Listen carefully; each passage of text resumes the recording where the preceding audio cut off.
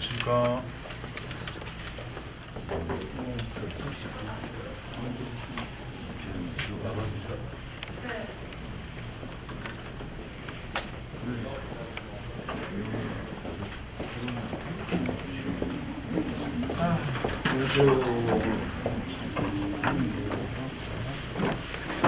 안녕하세요. 안녕하세요. 그새 안 가시니까 오늘. 안녕하세요.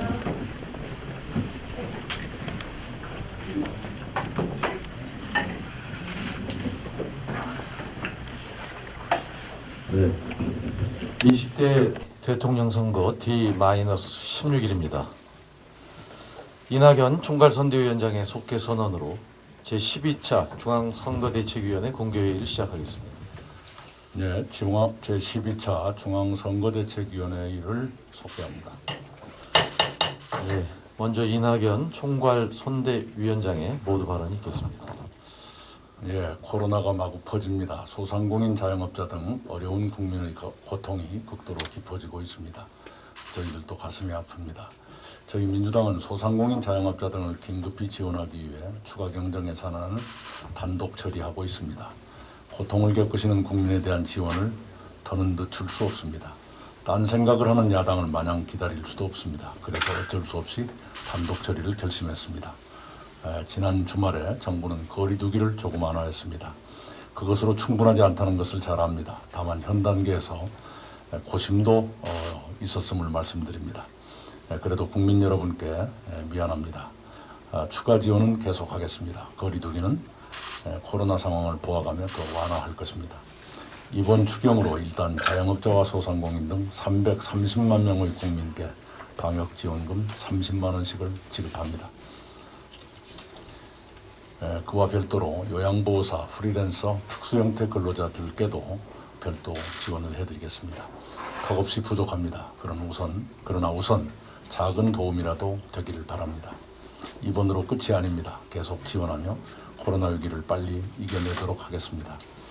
우리는 코로나 위기와 민생 위기를 하루빨리 극복하며 미래를 준비해야 합니다.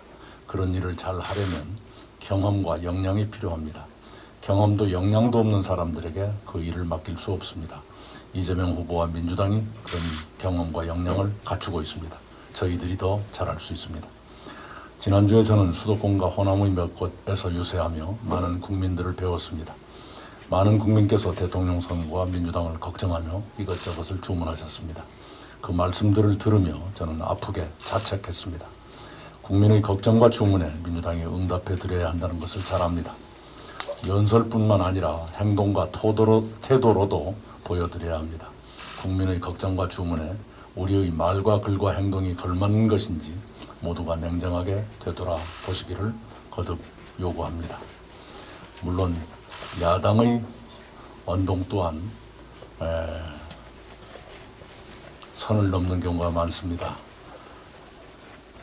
선거운동을 도우시다 사고로 돌아가신 분의 일을 함부로 말하는 것을 보고는 저도 할 말을 잊었습니다. 그러나 민주당은 야당보다 좋아야 합니다. 그것이 민주당의 자랑스러운 전통이자 자산입니다. 야당 대선 후보가 김대중 노무현 정신을 말씀해 주시는 것은 반갑고 고마운 일입니다. 그것이 진정이기를 또한 앞으로 야당의 행동으로 옮겨지기를 바랍니다. 민주당은 김대중 노무현 정신을 지키고 시대의 변화에 맞게 구현하도록 끊임없이 성찰하고 노력해야 한다는 것을 잘 알고 있습니다. 동시에 야당도 할 일이 있습니다. 야당은 김대중 노무현 정신을 말하기 이전에 국민 앞에 설명해야 합니다. 김대중 대통령을 몇 차례나 죽음의 고비로 내몰고 김 대통령의 노벨상 수상을 방해했던 과거를 먼저 사과하는 것이 순서에 맞는다고 저는 생각합니다. 노무현 대통령을 집요하게 조롱하고 퇴임 이후에는 죽음에까지 이르게 했던 일을 먼저 사과하는 것이 도리에 맞는다고 저는 믿습니다. 야당 후보가 문재인 정부를 언급하며 히틀러와 파시스트를 거론했습니다. 난폭합니다. 걱정했던 것보다 더 난폭합니다. 야당 후보와 야당에서 나오는 분열과 혐오의 다른 언동과 겹쳐지며 불안감을 증폭시킵니다. 되돌아보아 주시기를 요망합니다. 민주당도 성찰할 것입니다. 이상입니다. 네, 다음으로 윤호중 공동선대위원장의 모두 발언이 있겠습니다. 네, 코로나 민생 추경 오늘 처리하겠습니다. 오미크론 확산세와 사지로 내몰리고 있는 소상공인들을 생각하면 분초도 아깝습니다. 그럼에도 불구하고 야당은 11시간이나 예결위 회의장에 나타나지 않고 회의를 공전시켰습니다. 저희가 예결위에서 단독 처리할 수밖에 없었습니다. 그러고는 하루 뒤에 나타나서 날치기며 무효라고 억지 주장을 펴고 있습니다. 너무나 뻔뻔하고 국민의 심판을 받을 일입니다. 그간 비협조로 일관해온 국민의힘이 이제는 오락가락 행보마저 보이고 있습니다. 국민의힘은 간사간 일정 협의도 거부하며 선거운동 기간 전 추경 통과를 무산시켰습니다. 자영업자 소상공인의 분노가 극에 달하고 있는데도 김은혜 의원은 왜 오늘이 아니면 안 되느냐며 자다가 봉창을 두드렸습니다. 윤석열 후보가 추경안을 본회의에서 통과시키기로 했다라고 말한 지 불과 몇 시간 뒤에 국민의힘 소속 예결위원들은 추경안 처리가 무효라며 또다시 발목을 잡았습니다. 정말 어느 장단에 맞춰야 할지 난감하기만 합니다. 저희는 정부와 협의해 사각지대를 해소하기 위한 수정안을 마련했습니다.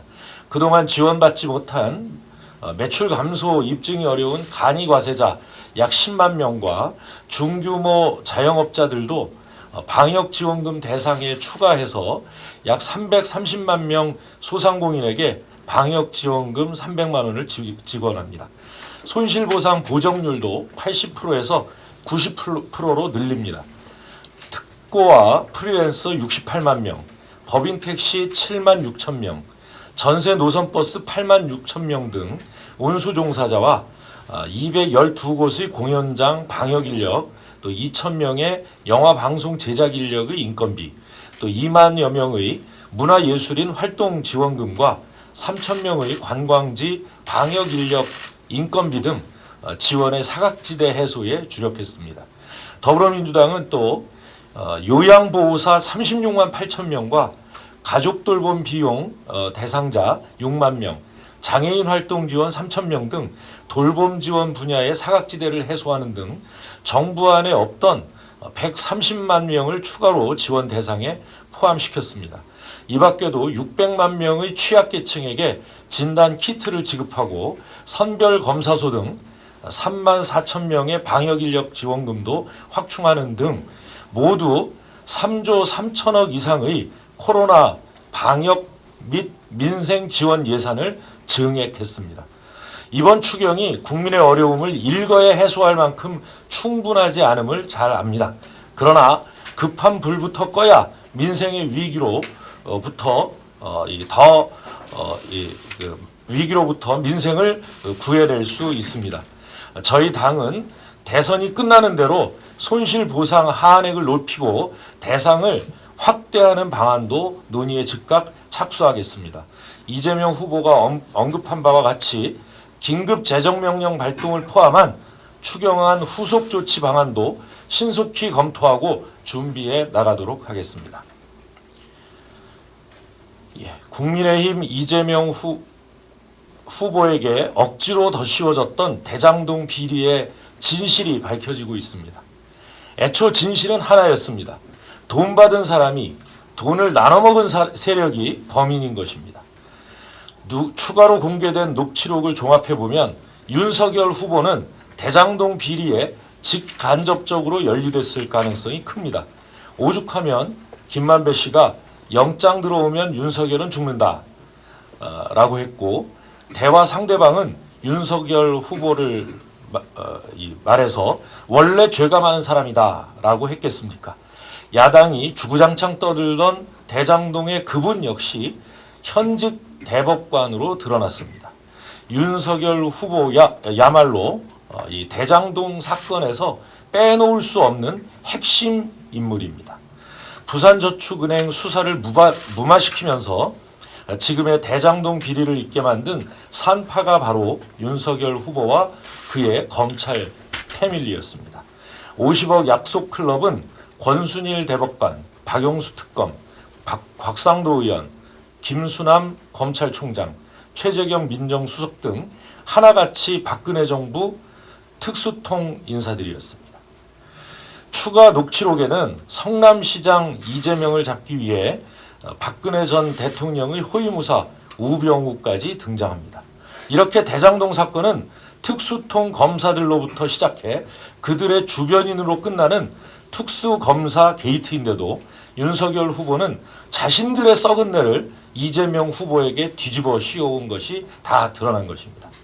거짓말로 진실을 호도하는 것은 불가능합니다. 대장동 사건의 썩은 뇌와 아울러 윤 후보의 입에서 나오고 있는 거짓말, 이 썩은 뇌가 진동한다는 사실 본인 스스로 하루빨리 깨닫기 바랍니다. 이상입니다. 네, 다음은 최강욱 공동선대위원장의 모두 발언입니다. 진실을 가리려고 상대방을 향해 쏘아댄 거짓의 화살은 스스로에게 돌아오기 마련입니다. 윤석열 후보가 대장동 몸통은 이재명 후보이고 본인이 대통령이 되면 화천대유의 주인은 감옥행이라고 큰소리쳤지만 대장동의 그분이 그의 기대와는 달리 현직 대법관이라는 보도가 나왔습니다. 정작 이재명 후보는 사업 당시 괴롭히던 사람일 뿐이며 오히려 영장이 들어오면 윤석열은 죽는다고 말하며 막역한 사임을 밝힌 김만배 씨의 녹취록도 공개됐습니다. 박영수, 곽상도, 윤석열 등 법조계와 국민의힘 검사 출신 인사들의 행각이 속속 드러나고 있습니다. 법조 카르텔이 이끈 범죄가 대장동 사건의 실체였음에도 이재명 후보에게 뒤집어 씌우려던 시도가 사실상 근거를 상실한 것입니다. 검언 유착 사건의 감춰진 실체도 드러났습니다. 검찰과 보수 언론이 합을 맞춰 진실을 왜곡하고 필사적으로 막으려 했던 정황이 적나라하게 드러난 것입니다. 이동재 기자와 한동훈 검사의 녹음 파일 존재를 알면서도 침묵한 채널A, 검언 유착 보도 왜곡에 가담한 조선일보와 중앙일보, 채널A와 검언 유착 사건 진행 상황을 공유하며 공동 대응을 모의한 한동훈 검사, 제19 감싸기를 위해 사적으로 녹음 파일 유무를 확인하고 채널A 사건 감찰을 방해한 윤석열 후보, MBC의 검언 유착 보도 전후로 한동훈과 수차례 연락을 주고받은 김건희 씨와 권순정 검사, 채널A 사건 제보자의 실명 판결문을 공유하며 고발 사주를 기획한 손준성 수사정보정책관과 국민의힘 김웅 의원, 이들이 단순한 취재윤리 위반의 방치나 협력을 넘어 검찰권을 사유화해 정치검사들의 공작을 가리고 정치 보복에 활용했다는 정황이 속속 드러나고 있는 것입니다. 윤석열 후보에게 묻습니다. 대장동과 검언유착 사건의 실체가 드러나고 있는 지금 적폐청산 수사는 누구를 향해야 하는 것입니까? 누가 응당한 처벌을 받아야 하는 것입니까? 윤 후보의 적폐청산 구호는 대한민국을 다시 독재와 공포정치의 시제로 되돌리는 검찰공화국을 만들겠다는 것 아닙니까? 지금 대한민국의 가장 시급한 일은 코로나로 위기에 봉착한 민생경제의 회복입니다. 위기를 기회로 바꿔내고 지속가능한 성장이 가능한 대한민국으로 만들어내야 합니다. 히틀러, 무솔리니 같은 파시스트 공산주의자라는 막말로 문재인 대통령과 이재명 후보를 무모하게 공격하고 국민을 선동할 것이 아니라 코로나로 피폐해진 대한민국 경제를 어떻게 살려내야 할 것인지 고민해야 할 때입니다. 그러나 윤석열 후보는 노동자는 120시간 일하라고 합니다. 가난한 사람은 부정식품을 먹어도 된다고 합니다. 원전을 무조건 늘리겠다고 합니다. 그러나 세계는 4차 산업혁명의 시대로 가고 있습니다. 대한민국은 반도체와 배터리 등에서 새로운 기술을 선도해 나가고 있습니다. 개발 독재 시대의 낡은 경제관, 냉전 시대의 퇴행적 안보관으로는 안 됩니다. 700만 소상공인 자영업자들이 고통의 비명을 지르는 상황에서도 왜 오늘이 아니면 안 되나며 추경의 발목을 잡는 국민의힘은 국민을 대표할 자격이 없습니다. 지금 대한민국은 선진국으로 가느냐, 도중에 주저앉느냐를 가름할 중요한 시기를 맞이하고 있습니다. 그래서 다음 대통령의 임기는 대한민국의 성장판이 닫히느냐 마니냐를 결정하는 마지막 5년이라고 합니다.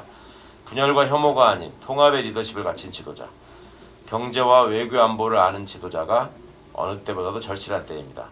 구체적인 경제 해법으로 넘치는 기회에 대한민국을 만들어 가겠다는 지도자가 이재명 후보입니다. 경제인들도 국민 여론조사에서도 일관되게 이재명 후보가 경제를 제일 잘 이끌 후보라고 입을 모으고 있습니다. 지금 앞서가는 회사에서는 할 수 있다는 가능성이 아니라 실제로 해낸 실무 능력을 보고 직원을 채용합니다. 제대로 일하지 못하는 능력 없는 상사가 젊은 직장인들에게 가장 큰 스트레스를 주는 꼰대로 지목되는 것도 드문 일이 아닙니다. 하물며 우리의 미래를 이끌 대통령이 무지와 무능으로 국정을 이끌 수는 없습니다. 이재명 후보는 성남시장, 경기도지사로 시민을 위한 행정을 성공시킨 경험이 있는 후보입니다. 청년배당, 무상교복, 산후조리 지원, 지역화폐 등 이재명 후보의 정책은 항상 구체적이고 실용적이었습니다. 한때 많은 이들의 경계 대상이던 코로나 확진자의 동선 정보에서도 우리 국민들은 따뜻한 위로와 공감을 잃지 않고 희망을 찾았습니다. 임용고시를 준비하다 확진된 분이 완벽하게 대학 도서관과 편의점만으로 채워진 동선을 보여준 것을 안타까워하던 응원의 마음, 출근 후 퇴근까지 14시간 동안 이동 없음으로만 떴던 직장인의 성실한 삶의 현장, 어려움 속에서도 인정과 희망을 놓지 않던 사람 사는 세상의 온기가 우리의 저력입니다. 이런 국민들이 계셔서 우리는 당당히 선진국으로 도약할 수 있었던 것입니다. 그럼에도 시민의 실제 삶을 모르고 오로지 세상을 흑백으로 재단하여 군림하려는 무모하고 단순한 지식을 가진 후보에게 미래를 맡길 수는 없습니다. 이재명 후보는 코로나 팬데믹 완전 극복과 피해 소상공인에 대한 완전한 회복을 위한 지원을 제1의 공약으로 말씀드렸습니다. 2022년 지금 대한민국의 가장 어려운 곳, 가장 힘든 분들에 대한 지원을 최우선으로 하겠다는 구체적인 공약을 말씀드렸습니다. 그가 보통의 사람들과 동떨어진 그들만의 리그에서 살아온 사람이 아니라 시민들과 함께 울고 웃으며 자신의 어려운 과거를 잊지 않았던 공익우선의 행정가로 살아온 삶이 있었기 때문입니다. 국민이 필요한 것, 원하는 것이 무엇인지 알고 만들어낸 능력이 있는 이재명 후보를 선택해 주십시오. 기회와 열매를 함께 누리는 대한민국의 미래를 열겠다는 유능한 경제 대통령 이재명이 헌신하고 봉사할 기회를 주십시오. 이상입니다. 네, 다음은 박영선 디지털혁신 대전환 위원장의 모두 발언이 있겠습니다.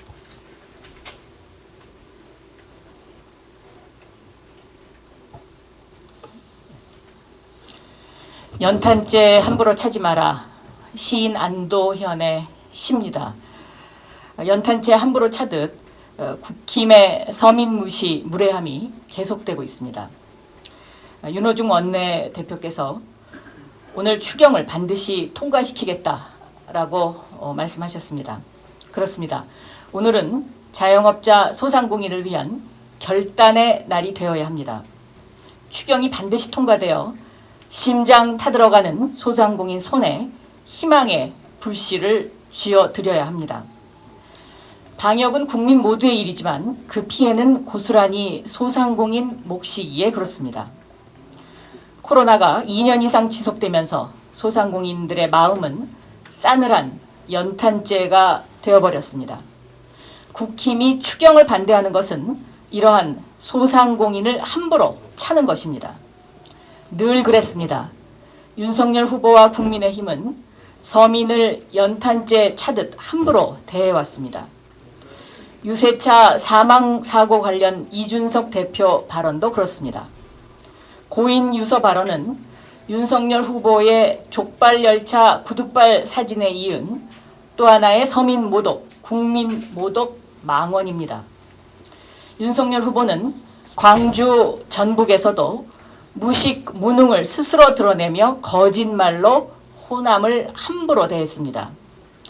광주 GDP 꼴찌 발언은 아마도 GRDP, 지역 내 총생산을 얘기한 듯한데 팩트가 틀렸습니다. 거짓말입니다. 1인당 GRDP 전국 꼴찌는 대구입니다.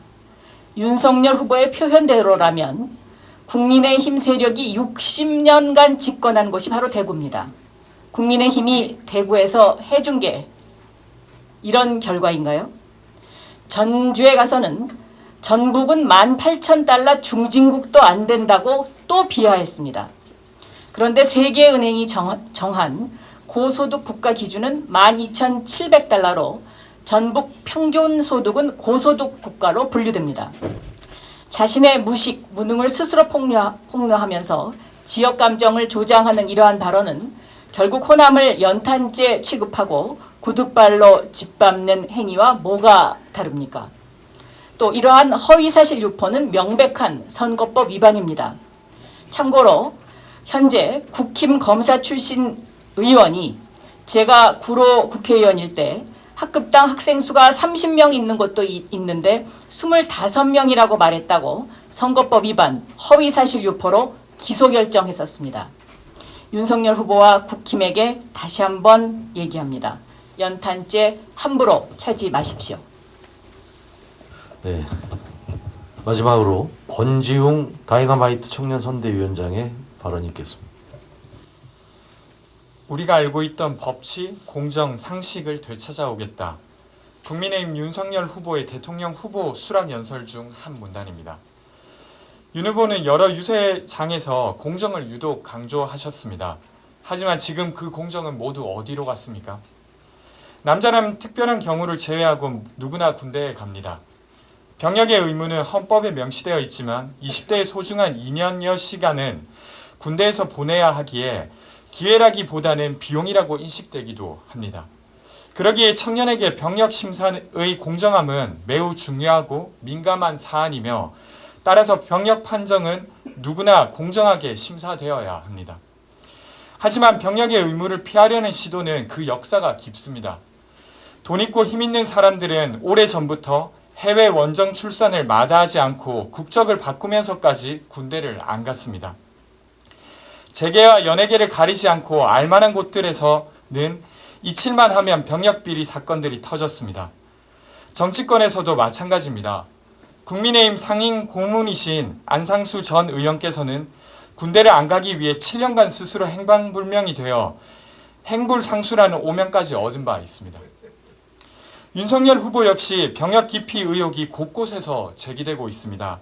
제기된 자료에 따르면 윤석열 후보의 시력은 마치 고무줄처럼 늘어났다 줄어났다가 변합니다. 누가 보더라도 상식적인 의문이 듭니다.